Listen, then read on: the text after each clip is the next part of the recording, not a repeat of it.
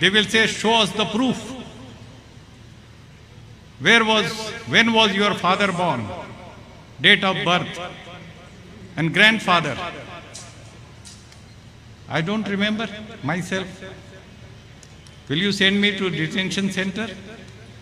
I want to ask you, Mr. Modi, do you have all the papers to prove yourself? And maybe you might collect some papers to say, such a person was my father and that such a person was my grandfather. But if a child was to get up and ask you, what is the proof of that you are the son of this particular father? Can you produce DNA test papers? क्या जवाब है मोदी के पास? आज तो बच्चा बच्चा पूछ रहा है, तुमने 3 तलाक का कानून बना दिया, तुम्हारे पास अपने बीबी को तलाक देने का पेपर है क्या? Is there any paper you have? So if these things are going on in this country, people will not keep quiet. The youth are coming out, university students, college students, women in general, not only Muslim women, Hindu, Adivasi, all women are coming forward. The Sikhs are coming from Punjab to serve them meals. हम सब एक होकर के इसका मुकाबला करेंगे। पूरे देश में शाहीन बाग बनेगा, पूरे देश में महारैली निकलेगी। और अभी तो शुरुआत हुआ है, आगे आगे देखिए। मोदी जी, आपने झारखंड हारा है, दिल्ली हारा है, अब पूरे देश को हारने जा रहे हैं आप। आपका घमंड चूर चूर होने वाला है। And therefore, friends, I want to announce here that whenever they say that they are far more patriotic, वो देशभक्त हैं, और हम उनका विरोध करते हैं तो देशद्रोही हो जाते हैं। सेडिशन लॉ ले आए बच्चों के ऊपर, स्कूल के बच्चों के ऊपर। I want to demand that repeal sedition law.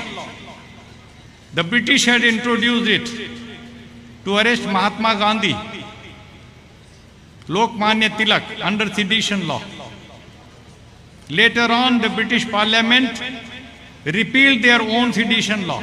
In England, there is no sedition law. They had brought that law only for India at that time when they were rulers, and now they have repealed it in their own country. Now, sedition law must be repealed completely. कोई सरकार की आलोचना करने से देशद्रोही नहीं हो जाता, और इसलिए सेडिशन लॉ अपने आप में बहुत ही गलत कानून है। हमें मंजूर नहीं है इस प्रकार से किसी को भी आप सेडिशन के अंदर।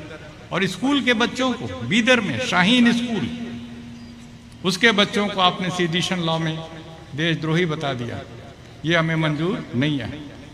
और जब आपसे कागज मांगे कोई, तो गांधी जी ने सिखाया था असहयोग आंदोलन, civil नाफरमानी, not to obey the unjust laws of the country or the rulers. Protest against it by refusing to show the papers. आपको नारा लगाना होगा मेरे साथ। और क्या नारा लगाना होगा? हम कागज नहीं दिखाएंगे। We will not show the papers. You want to arrest us? Arrest us. Want to send us to detention center? Send us. But we will not show you the papers.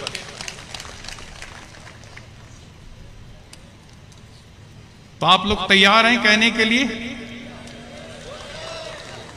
तो ये मुट्ठी बंद कीजिए। ये अलग अलग हम लोग रहेंगे, हिंदू, मुस्लिम, सिख, ईसाई, पतली पतली उंगलियां होंगी, कोई भी मोड़ देगा टूट जाएगी।